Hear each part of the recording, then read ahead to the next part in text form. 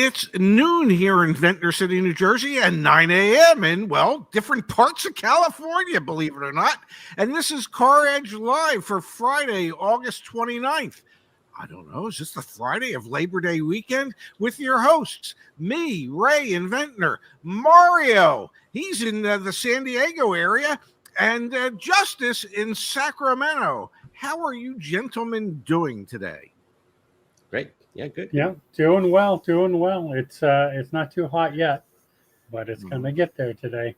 Yeah, when you were telling me it's supposed to be 102 today, I was thinking to myself, I'm very thankful I'm here at the Jersey Shore where it's supposed to go up to 78. I think I can live with that. Yeah. I would like to be closer to the shore like Mario is as well. Can't complain. Yeah. Exactly. So what is it that we're talking about today? Today we are taking some Q&A finally. Those are always my favorite shows. Okay. So not just because it's super easy for me not to do anything ahead of time, but because I like our Q&A shows and I like to be involved. So I think we will start it off with one that I actually got in an email today. Okay. In CS where I am, and I thought, hey, instead of answering the email, which I will do after the show, let's see about answering it on the show, and maybe they would like Mario and Ray's take on this. Okay. So here he goes. Hi guys, you're a great resource of information and entertaining too. I think that just means you and Zach, Ray. Thank you. I'm hoping you can point me in the right direction on the question. I'm looking at a 23 Mazda CX-5 Premium Plus, just taken back off a 2-year lease. Car was in great shape when returned, but got dinged, which is an interesting word here when we go through the whole thing. Yes. It got dinged on the dealer's lot before it could be serviced for resale. The ding is in the front quarter panel, just above the wheel well on the driver's side. It's mostly cosmetic, but will require the panel to be replaced. Which doesn't sound like a ding to me. No, that's not a ding. That's a dent. Yes. Sure. If the dealer does the repair, which they are still deciding, which is interesting, how much would this reduce the value? They had originally listed the car for $28,700. They estimate the cost of the repair to be $1,300. It was listed as CPO, and they said if they fix it, it'll still be CPO. So they want to know what are the calculations? What do we think the cost variation here would be? It's I mean, I have some questions in there. Like, we always go, if it's a ding, or maybe it doesn't look like a ding, something else, like Ray, if it's branded, like if it's in Carfax, like if it shows like any kind of repair done at a facility, or it shows that it probably was involved in something, that's where I start deducting big amounts. But I don't know, Ray. I mean, it things like normal reconditioning for me, like small things, like every dealer does that reconditioning pack on used vehicles as part of their reconditioning costs, you know? I mean, obviously it's not a ding. It is if it's going to require replacement of the quarter panel, that's more like a dent. And it's some real damage. Now, that type of dent, if the dealer repairs it, replaces the quarter panel, then they will probably still qualify as a factory certified pre-owned vehicle because it doesn't have frame damage. It wasn't a severe accident. Even if that type of thing gets reported to Carfax, and you have the documentation to show that it was merely a dent, nothing major, I don't think it's going to have that much impact on the value of the vehicle. Now, if they're saying that it should cost $1,300 to $1,500 to repair and to replace that panel, and if the customer says, okay, give me $1,500 off, and I'll buy it that way and I'll repair it myself, and they don't certify it, I don't I don't think that would be a good value for the customer. I think the customer is better off insisting that the dealer do the repair. He can still try and negotiate a reduction in the selling price, but he can buy it as a factory certified pre-owned vehicle, which I think has more value than him taking care of the dent himself or never taking care of the dent. Yeah, well, I think like there might be some information in there, like, right, because whenever they're replacing a panel, for me could be a lot of things. It could be prior damage that wasn't repaired correctly. It could have been something larger underneath. I don't know. I mean, there's more information that I might want to see to be confirmed, because it seems like a repair, like replace a whole panel. That's paint. That's matching. That's a whole lot of work. Which is going to be the big cost in that, right? Is going to be the paint matching and everything else on that. And I mean, I think I agree with Ray. I would just have them do it. And, you know, again, on the Carfax, like Ray mentioned, it's not really, it's just going to show up as something minor repaired. repair. If it shows at all. Yes. You know, the dealer would have to report that for it to show in the first place, since it happened on the dealer's lot. Allegedly. Yeah, it may or may not even be. It may or may not even show up. But if it does, it's not going to reduce the cost that much on it, because it's just going to say damage reported, no accidents, no anything else. So I would personally have the dealer do it, and then if I can get $500 more off. And here's the other thing. Have the dealer do it. And if the quality of the repair isn't up to snuff, you don't have to buy the damn car. You know, unless you think to yourself that, well, you know what, I was going to end up putting a big dent in one of my quarter panels anyway. I might as well just buy the car at a reduced price with that dent, and I'll drive around with it forever like that. Well, yeah, that was my other question was, are you going to keep it forever? If you're going to plan on driving it to the ground and you just want a CPO for the warranty, I tell them to take the $1,300 off the price of the car and drive it around. So it's a great email, and the customer's definition of a ding and my definition of a ding could be two different definitions, because I can assure you, having spent 43 years in the business, that dings don't require replacing panels. Paintless dent repair today is pretty amazing. Yeah. And if you can't take care of this ding with paintless dent repair, it's not a ding. Yeah.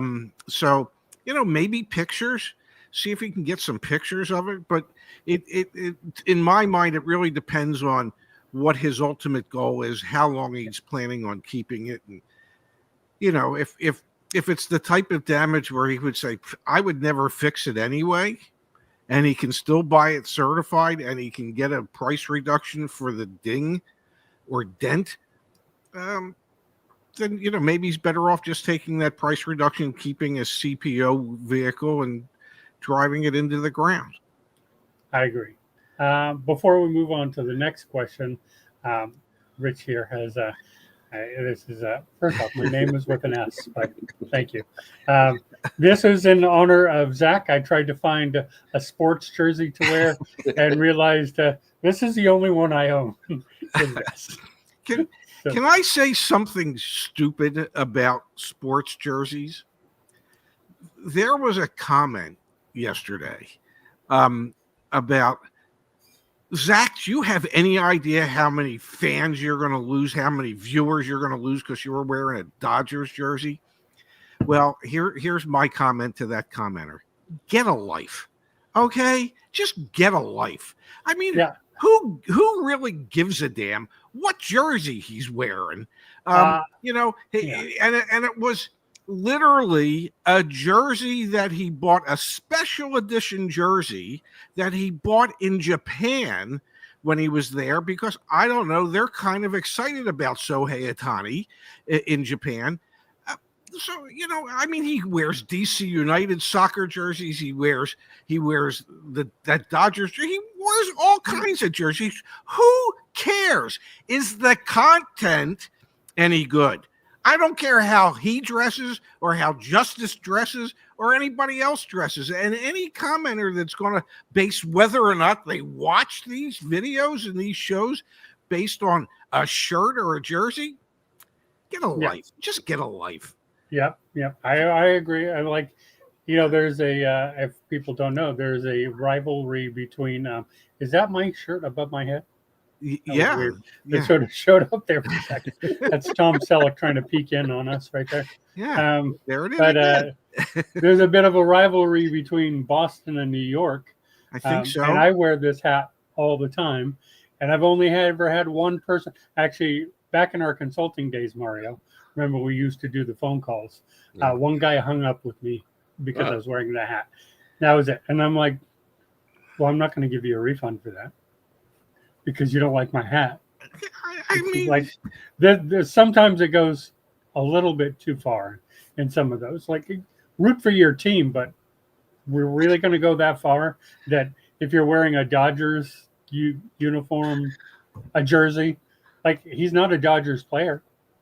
Even if he was, that would be fine, right?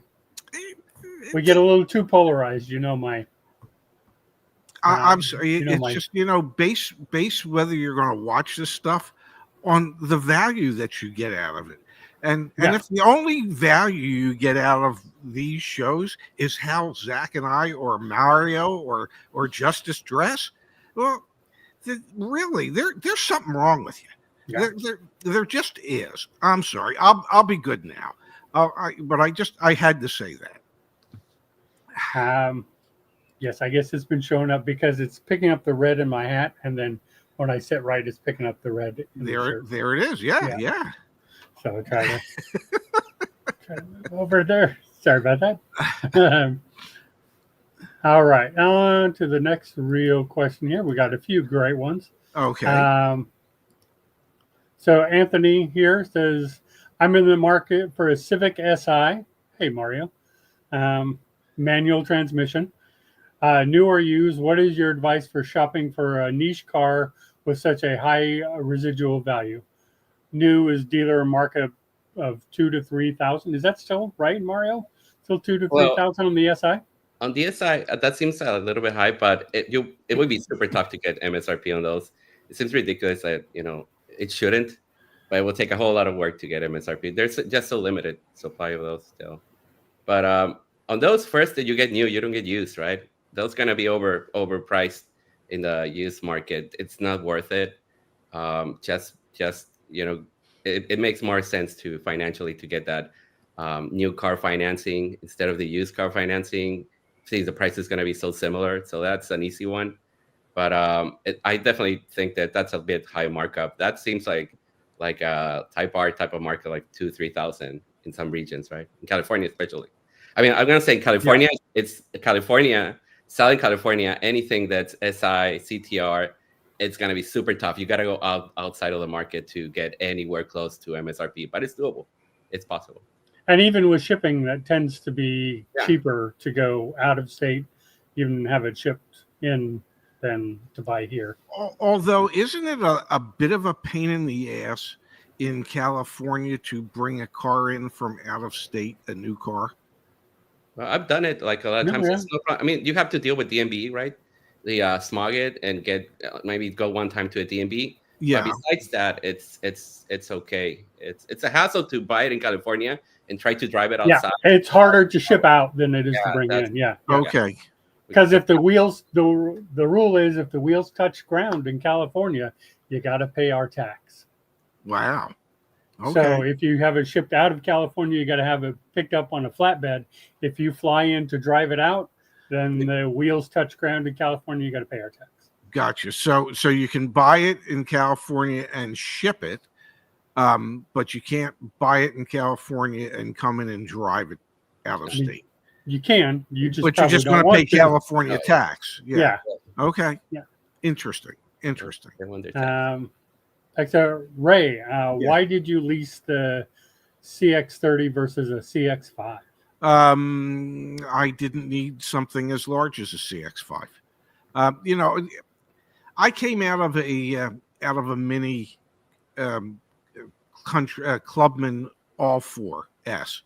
And the CX5, which my daughter and son-in-law have, it's a great vehicle, but it's actually bigger than what I need. So the choice for me was, looking at Mazda, was going to be a CX30 or a Subaru Crosstrek. Those were the two vehicles that I narrowed it down to. I didn't think of the CX50 and I didn't think of the CX5 because both of those were bigger vehicles than A, what I needed, and B, what I'm used to driving, honestly. So that's why I didn't really consider the CX5. I wanted something that was close in size to the Clubman. And the reason I ended up with the Mazda was I just felt that had a slightly sportier ride and feel to it than the Crosstrek does. Yeah, I agree with that. I agree. It has and I think it's supposed to, right? It's supposed to be that sort of hybrid sporty, and the Crosstrek is supposed to be the camping sort of vehicle. And you can look at me and you can tell when I go camping, it's at a Sheraton or a Marriott or but but it's not because I got stuff packed in my car for it. So so we have Bruce says, can you lease from an out-of-state dealer? Yes. It's a pain in the ass, but you can. A lot of dealers don't like to do out-of-state leases because if they mess up, and it's pretty possible they mess up in taxes, registration fees, all that's very complicated, they get the contract kicked back and they probably have to eat any kind of mistake. So unless it's a very difficult to move car or it's someone that's very used to it, it's tough to find a dealer that will say, yes, I'll lease it out of state. Like mostly are high volume, they're used to doing that type of sale. I can tell you when I was at the mini dealer, and we would do out-of-state leases, and literally we would factor in an extra $100 or so for additional FedEx fees because we knew that somewhere along the line there was going to be a problem with that contract. Mm-hmm. We miscalculated something, and especially if we did a New Jersey lease, and so there were going to be 2 or 3 sets of contracts that had to be FedExed back and forth until we actually got it right and we could get paid. So yeah, it can be done. There are dealers that do it all the time, but it can also be a giant pain in the ass. Yep. Wait, I have a question that I saw earlier, and somebody once asked, Mario, why do we call you Space? Where did the name Space come from? It just I guess started using it when we at the very beginning, and I just didn't change it and just got stuck. But it's because I use it across everywhere, and I'm in a lot of places normally, answering questions, and that's how I use it. I should change it maybe, right? I don't know. No. Everybody knows you as Space. Yeah, in the community. I mean, you had that before you started working. Yes. When you set it up in the community. My email is also has Space in it. Everything is Space. I don't know. It's just that I got stuck with it. Well, at least we answered that question. Okay. Yeah. Thanks. Oh, and may I say one other thing? Your real nickname should be Lease Guru, because there is even, and I spent 43 years in retail automotive, and I think I know leases pretty good. Mm-hmm. No one knows leases and the intricacies of leases better than Mario. I mean, you are an absolute lease guru. And you are, and so if you ever change your handle, change it to Lease Guru. Okay. I'm just saying. Yeah. I will echo that sentiment. I agree. I know internal people who all go to Mario when they got a lease coming up, and they're all like, hey, can you look at this? Do you want, including myself? I've sent Mario many a lease. Like, yes. Can you look at this one for me? Can you? So like, Some of our concierge will even, backtrack with Mario if it gets difficult. Then they're like, "Wait a minute, what's going on?" It's always, "Hey, Space, look at this for me. Look, take a look." And he's always able to get down. So, if you're ever in the community, CarEdge.com/community, tag at Space. If you got a lease and you got some questions, there is absolutely nobody better to As long as answer it's those not questions. a Illinois or Georgia lease, those kind of like get stumped really quickly with those taxes. But yeah, I'm there always, and yeah, I've been reviewing leases like there. That's how I started, and we're helping people with Igor's there and Derek's there, and we're happy to help people with their leases, try to figure them out. Okay. And Mario, are those Legos behind you? Oh yeah, Are they Lego buildings? No. Lego. I thought they were like Christmas Village. I didn't realize they were Legos. I should have like a little Christmas tree. Very All nice. right. So back to some more questions. We got some more in here. What is your humble opinion of the 2025 Kona? So I think, Mario, this is for you. Ray and I don't have humble opinions. We have opinions, but they're not humble. I only talk about like if it makes sense, the car it's very subjective. Some people like I've done a couple of those with friends because ladies do seem to like them, and girlfriends, for my friends, they like the size of the car and they like how it looks, and it's a good lease deal. Also, Hyundai does have good programs on those. They are willing to discount those cars, so we do see 9-10% off of those pretty easily, and inventory is pretty good also. So it's like a right combination. So I'm okay with the Kona as a lease. I wouldn't buy it and keep it though. I mean, I don't like Hyundai's long term, but yeah, for a lease it's 100%. Yeah, short term lease also could be possible. And I mean, it's just it's a good lease. I think I agree in that. I think it's there. Is it my kind of vehicle? No. I drove it. It just wasn't for me. So if you want my opinion, which is what he asked, so I don't particularly care for that. But if you like the vehicle, there's some great leases and you can get some really good deals. It tends to sit for a while at the dealer. So I'd be kind of aggressive on it if you could. Yeah. If you like it. If you like it, that's fine. You don't have to dislike it because I don't. And honestly, I don't like it or dislike it. I really don't know that much about it. I've never really been in one. I think I was in when we were in Montreal a couple of years ago, and we Ubered to the airport. I think was it the Kia Niro? It might have been a Kona. I don't know. It was it was a car. The Kona is better than the Niro. I really don't like the Niro. I think the Niro might be my least favorite of all their cars. It was probably the Kona that we were in because there were 4 or 5 of us. So yeah, I don't think we would have fit in the Niro. No. So yeah, I mean it seemed fine. Maybe it makes a great Uber or Lyft. I don't know. Yeah, that would be one I would consider for that. Yeah. I will only get it if you can get like a good discount on it. Don't buy it close to MSRP or whatever. Only if you get 9-10%, maybe a little more, and if there's good incentives. If not, I'll go with the CX-30 also, like Ray.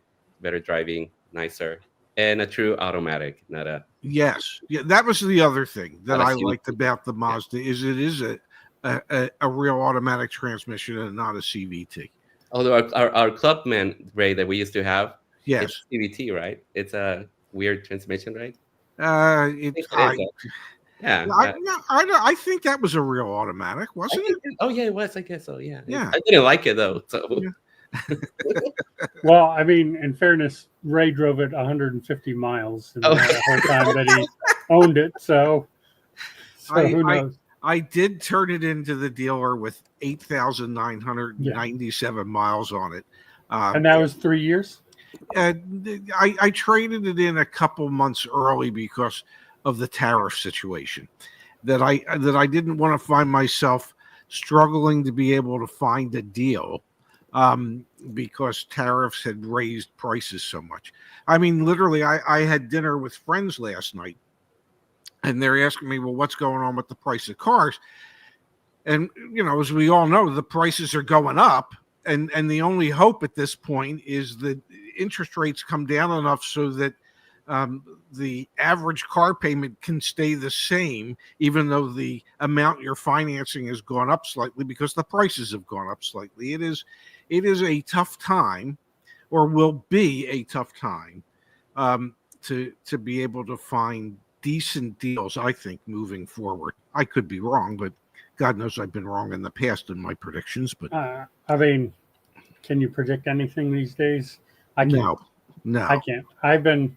I for some reason put stock ticker on my desktop, and I can't figure out the market every single day. I'm like, why are you doing this now? I don't get it. I can't predict anything. I hear you. But so Anthony again asks, is it better to speak with a sales consultant, sales managers, pro, con? I think I have my opinion, but I want to hear your guys'. You want me to go first? Yes. We'll go left to right. If you wanna cut to the chase, ask to speak to the sales manager. And the reason I say that is because the sales manager is typically involved in desking many deals at the same time. And so if you go and sit in the sales manager's office, it keeps him from being able to do what he's there to do, which is to help structure deals for a bunch of people. So in order to be able to get back to doing what it is he's supposed to do, in many cases, he or she will cut to the chase rather quickly so that they can get to a deal and get you the hell out of their office and they can get back to their regular work, in my opinion. Okay. Yes. Well, what's your opinion, Mario? I agree, Ray. My thinking is I am okay talking with the sales guy, the salesperson, but I need to be educated on what I'm doing. Like I can't go without like, oh, I want the lease special. Like if you go in, I was talking to Ray, sending an email yesterday to Ray, like if you go in and say that to a sales guy, then you're putting a mark on your back, right? So it's if I can talk with the salesperson, but I need to be very clear on what my expectation and be very clear on what my target is. And then I'll know that he's gonna be back and forth with the sales manager. Like I know that's the process. And then if he doesn't do what I want, I'll escalate and I'll talk to the sales manager.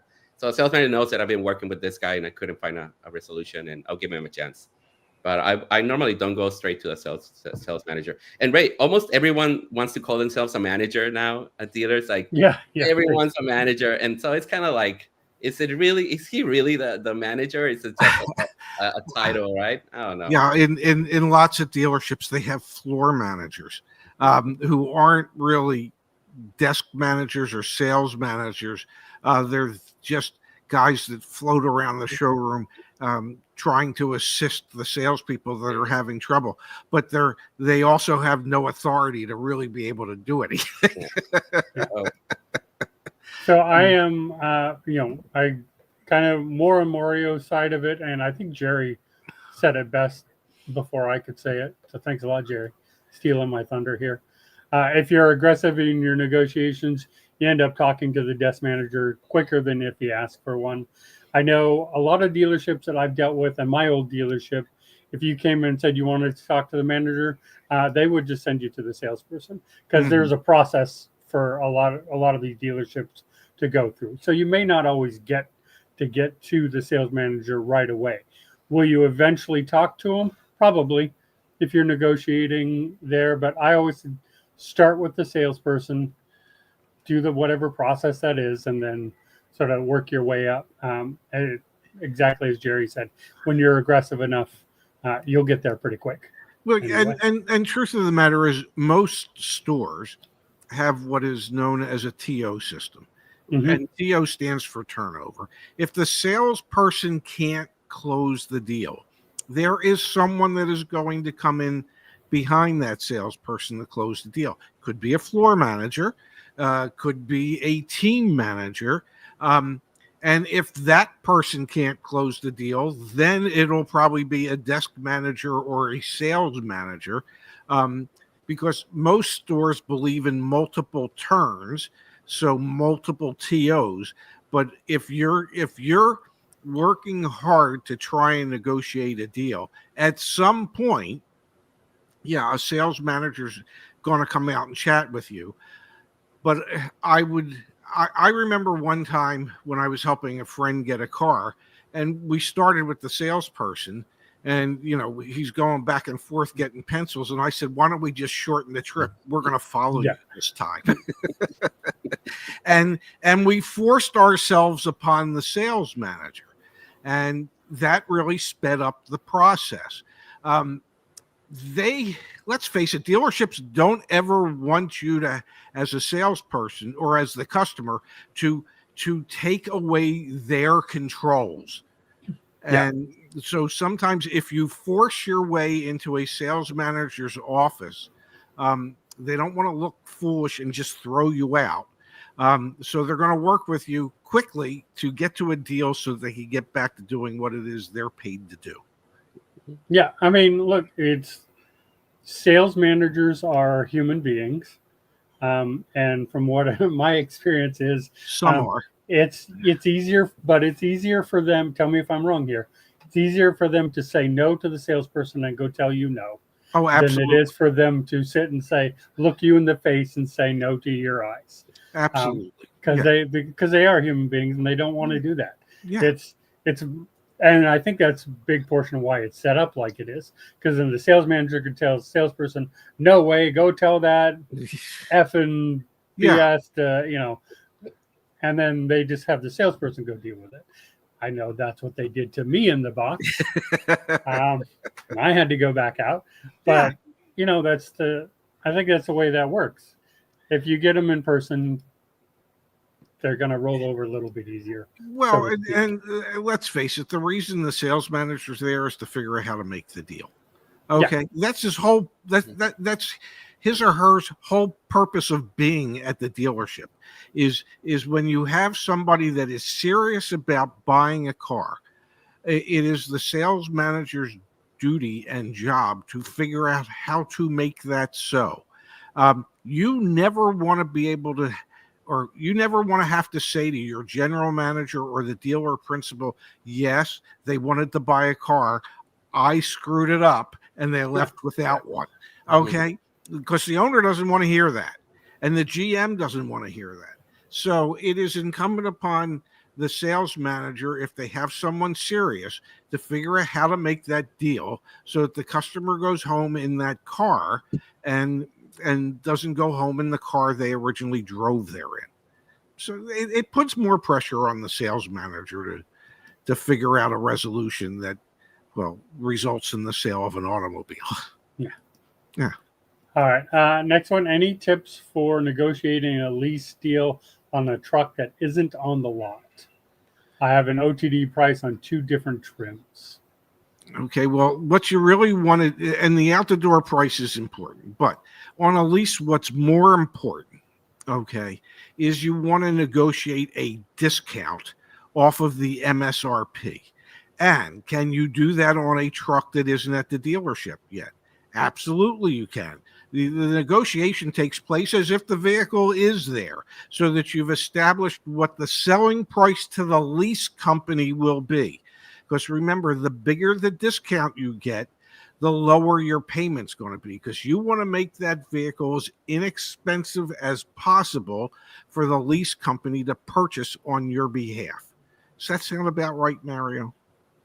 100%. I remember like when we used to be in the CarEdge where there were no cars in the lot and we had to negotiate leases. Everything was in allocation or was, incoming.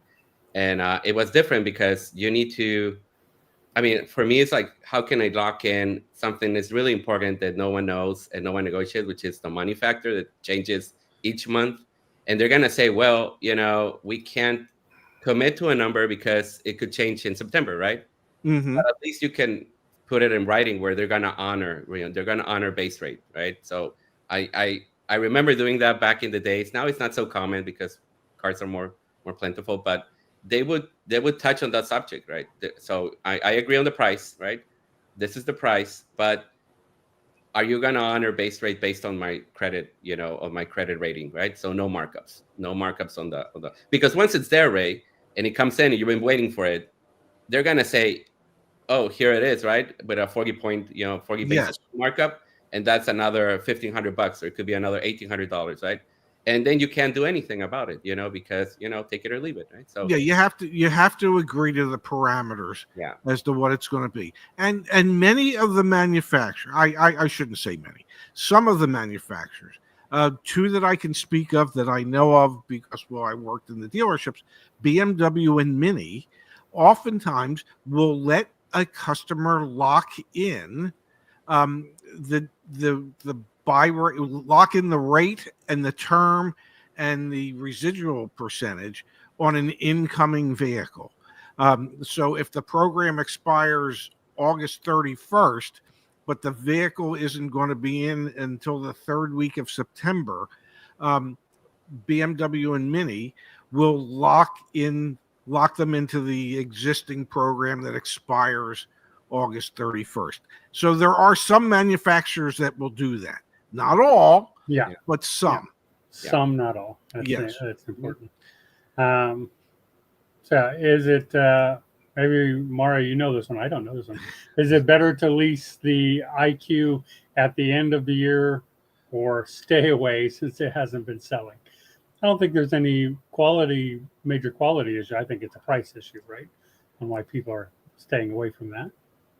I don't see people like staying away from. It's an alternative people are doing right now with the Lyric, right? Because they see that start with the Lyric and it's super high, and then they go a little bit. But I normally don't wait. I look for the deal that I want, and if I get it this month, I'll pull the trigger, right? If dealers are not budging or the market's completely out of whack, then I'll wait.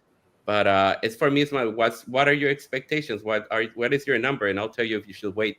If you're asking for a huge, discount and the market's not there, I'm gonna say like you gotta wait, right? It's too new, or it's too short supply, or demand is too high. But it just depends. I normally don't recommend people to wait, like just because in December magically the price is gonna be 20% less. Like that's not necessarily what happens. And the other thing that is certainly to consider these days, if you're looking at some type of EV, is, realistically, you've got the next 33 days or 34 days, whatever it is, to be able to take advantage of having that federal tax credit being applied to leases at the moment. Once those goes away, once that's taken away, will the discounts be sufficient enough in December to compensate for that loss? My guess is for most manufacturers, it probably will not. Although Lucid has said they're going to continue giving that $7,500 tax credit, but their rationale, if you're already losing so many thousands already, I think their rationale is, well, if we're losing $250,000 for every vehicle we sell or lease, what's $257,500? It's nothing. But I don't think most manufacturers are just going to suddenly drop the cost of those vehicles $7,500 to make up for the federal tax credit going away. So it depends on the type of vehicle, and it depends on the market condition. Yeah, I agree. Here's one I'll answer. Aren't all EVs better to lease right now? Yes. All right. Pretty much. Yeah.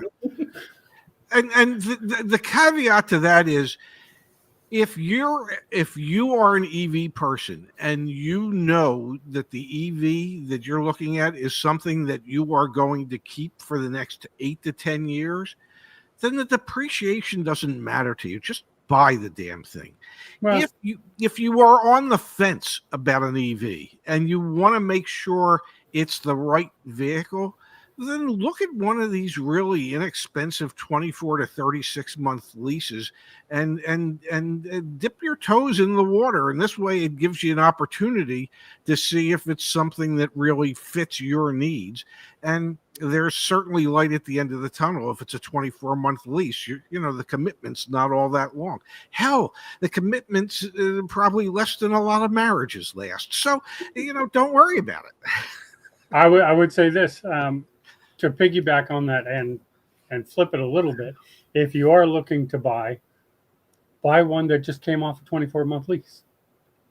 Let that depreciation be taken, and you can. I mean, I bought a used one for a reason. There's a reason why I bought Yes. a 3-year-old Tesla when I bought mine, because it had taken that depreciation. I mean, it certainly is depreciated more now, but it had taken that, and so I didn't really mind. But if you are going to keep it, go for one that just got off of a lease.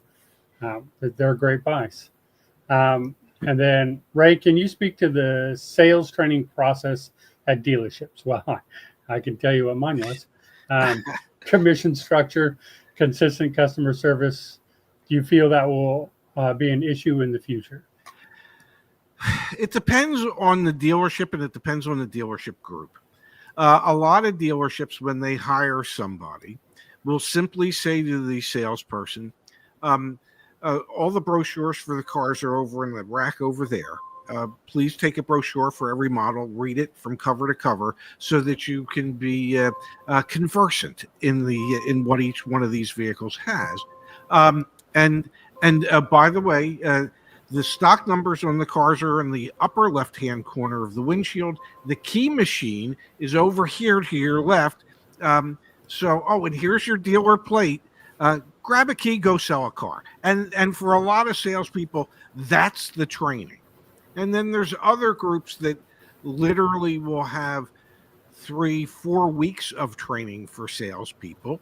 What I used to do towards the end of my career is I literally had the new salesperson sit in the sales manager's office with me and watch me desk deals, and then let them listen to the questions I would ask the salespeople, and then I would ask the new salesperson, why do you think I asked the question the way I did?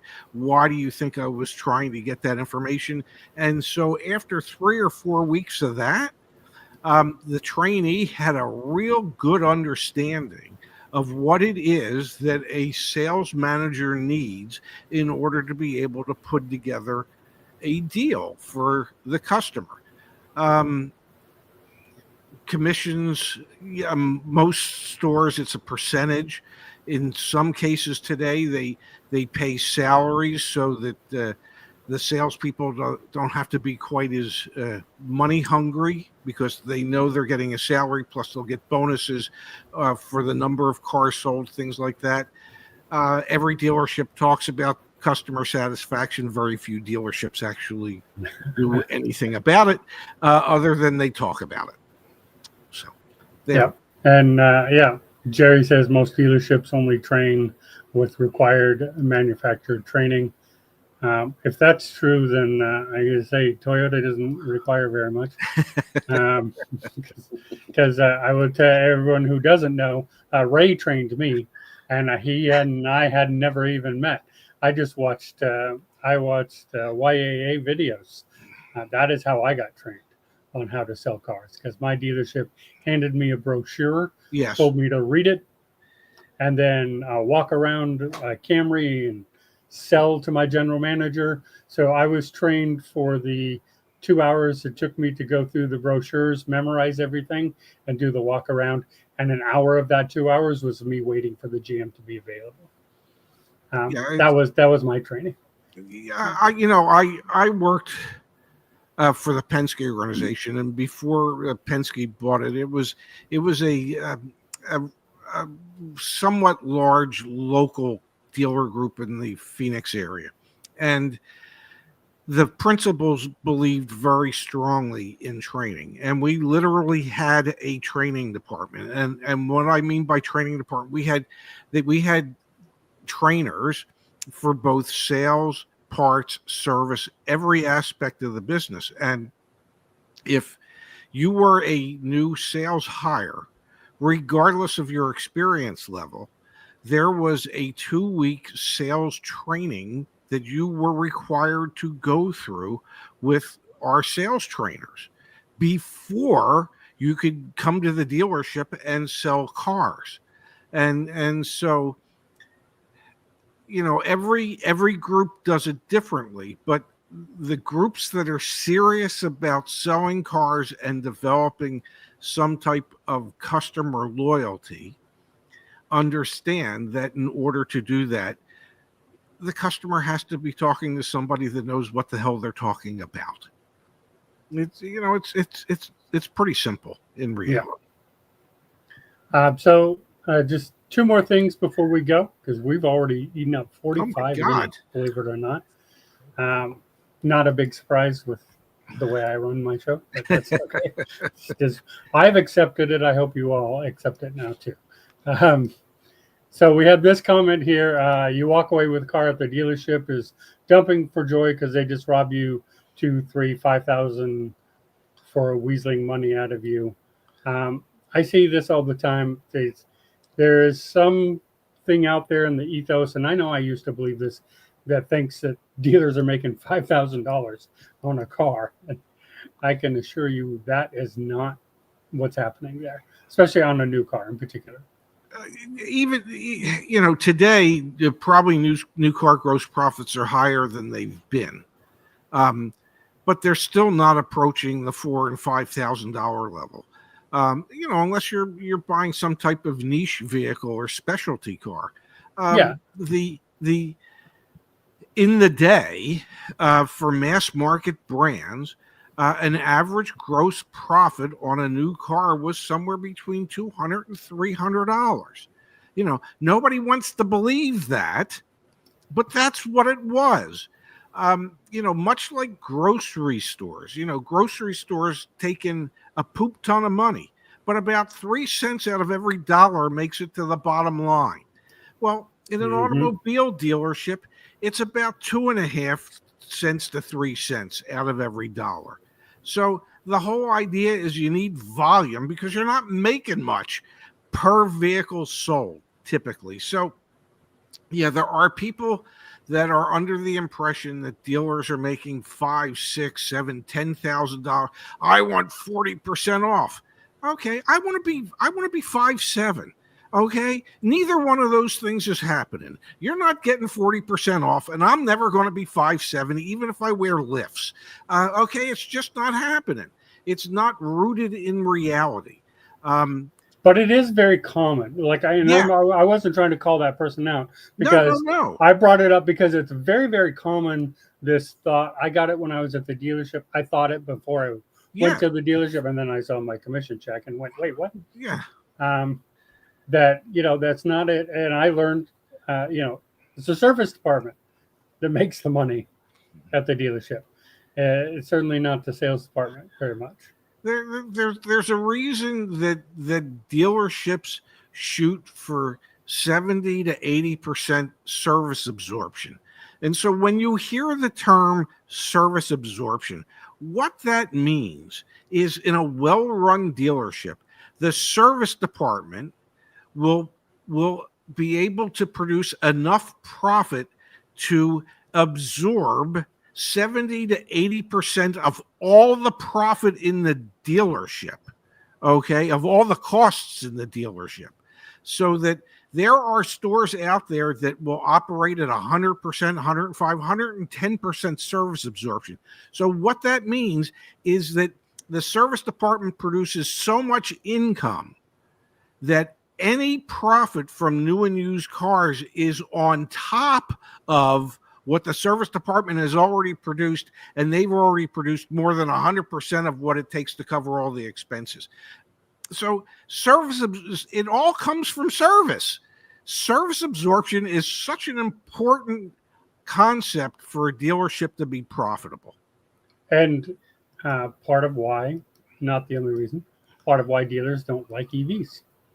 You're not going to get, you just don't get that service department on an EV. It just, there's less to repair. I mean, when you do have to make a repair, it's more expensive, so they can get some of that.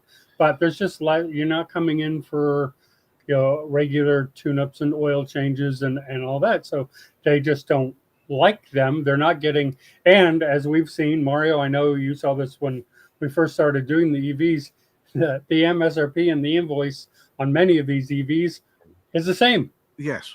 It's the same amount. So they ain't making crap off that on the sales side, and then there's nothing coming on the service side. Why would you want that? And that's part of why I think that whole cycle goes there. Yes. And then I just wanted to say a personal one here before we go out, because I've seen these comments come through, so I want to address it because I know Ray and Zach won't, but I will. How many times per episode are you required to mention the tariffs ever since your sons were featured in that magazine? So let me say this, as someone who gets very tired of the tariff talk myself, as someone who literally says all the time, as Amazon's putting how much cost the tariff is on all of their products, and I say, are you putting the cost of how much corporate taxes are on each product? Are you putting the cost of how much regulations are on each product? What a BS political stunt that is. Tariffs are a tax, by the way, for anyone who doesn't want to admit that on my side over here. They are a tax. It just is what it is. But they're real. They're out there. They're happening. We talk about news and what's affecting the market. I just talked about the stock market.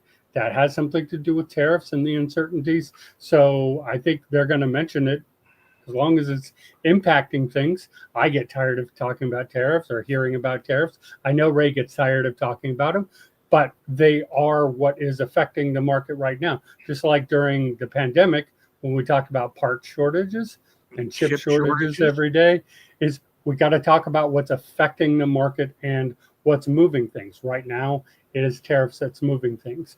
I wish we didn't talk about it. I think a lot of it gets overblown in other areas, or I'll just go with overblown. But it is a legitimate thing that has to be talked about. These companies are talking about them directly. Mercedes, BMW, Toyota, all talking about them and how they're going to have to adjust their prices. So it's a legitimate story. Let me share one thing with you from my dinner last night with some of my dear friends, and one of them is actually looking at Subarus, and literally went to a Subaru dealer, and the Subaru dealer said to him, just so you know, 6 months ago, these Subarus were less expensive. The prices went up due to tariffs, and so you're going to see that the cars are more expensive today than they were had you looked at them 6 months ago. And he said, yeah, they seem to be. Well, they are. Subaru announced early on that because of tariffs, they were raising prices from X to X. And they've done that. And so some dealers actually, I don't know, kind of talk about it to the customer when the customer's there. It's not necessarily that you're getting more for the vehicle, and that's why the price went up. Yeah. The price went up because the cost to bring it into the country went up. And, do I want to talk about tariffs all the time? Hell no. But you can't ignore the things that impact the industry when what we talk about is the industry. So it seems to me it would be foolish and doing a disservice to all those that follow us and listen and share with us to not mention it. So, I listen, we're not going to please everybody. I get that. And for those who might be on the side of the aisle of defending the tariffs and saying this, let's not pretend that if the election went the other way and corporate taxes doubled, that we wouldn't all be calling that out and saying everything's more expensive because you doubled the corporate tax rate and blah, blah, blah, blah. So this is just what we're going to talk about, whatever is affecting the industry. So when they stop affecting it, then, okay, we'll move on to whatever else is talking about it. We talked about the UAW strike, right? When that happened, and the new contracts, when those happened, we talked about whatever's affecting the industry. So I wish these tariffs would stop affecting the industry so we could talk about something else. Yeah, because I don't know, have we ever talked about higher interest rates impacting the industry? Have we talked about Yeah, those yeah. impacting the customers? Have we been talking about an affordability crisis in the United States for the last 4.5, 5 years? Do we still talk about an affordability crisis? Yeah, because it hasn't gone away yet. Nope. So I'm sorry. There's things that impact the industry, and yes, we find ourselves having to talk about it. It has nothing to do with whether or not one of us was quoted in a magazine, a newspaper, on the radio, wherever. We're trying to deal with facts. Which is why you were quoted on the radio, in newspapers, and magazines, because what you deal in is facts. Yes. It just is what it is. Yep. So thank you for letting me jump onto that. Again, I see these comments all the time. I can't always get in there to retort, and my bloviation makes it too long to type out. So I'm glad where I get to be on here and just say, hey, like I agree, but it is what it is here. So thank you all for being here. Mario, Space, whatever. I didn't realize your name was Space in the chat. Thank you for being here. I really appreciate that. Thank you both for filling in for Zach today. And I want to wish you and our audience out there a phenomenal Labor Day weekend. Enjoy yourselves. Make it a weekend to remember and never forget. And CarEdge Live will be off on Monday for Labor Day. So I will be back here Tuesday, God willing, with my son, assuming he doesn't hurt himself or injure himself while he's climbing this weekend. God, I wish he'd take up bowling instead. But what am I going to do? He's 30 years old. He can do whatever the hell he wants. But then he drops the ball on his foot, and he breaks his foot, and he can still talk.